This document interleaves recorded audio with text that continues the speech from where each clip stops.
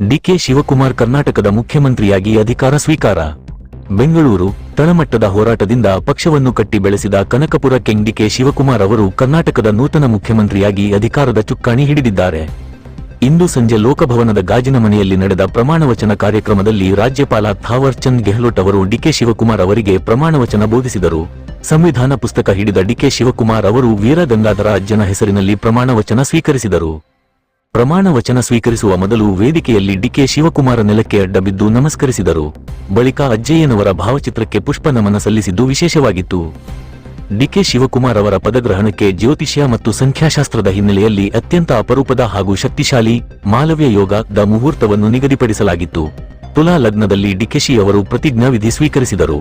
ಪ್ರಸ್ತುತ ಜಾತಕದಲ್ಲಿ ಗುರುಗ್ರಹವು ಉಚ್ಚ ಸ್ಥಿತಿಯಲ್ಲಿದ್ದು ದಶಮ ಭಾವ ಬಲವಾಗಿರುವುದರಿಂದ ಮುಂಬರುವ ದಿನಗಳಲ್ಲಿ ಎಷ್ಟು ದೊಡ್ಡ ಸವಾಲುಗಳು ಎದುರಾದರೂ ಅದನ್ನೆಲ್ಲ ಮೆಟ್ಟಿ ನಿಂತು ಜನಪರ ಹಾಗೂ ಸುಗಮ ಆಡಳಿತ ನಡೆಸಲು ಈ ಮುಹೂರ್ತ ಹಾದಿ ಸುಗಮ ಮಾಡಿಕೊಡಲಿದೆ ಎಂಬ ಬಲವಾದ ನಂಬಿಕೆಯಿದೆ.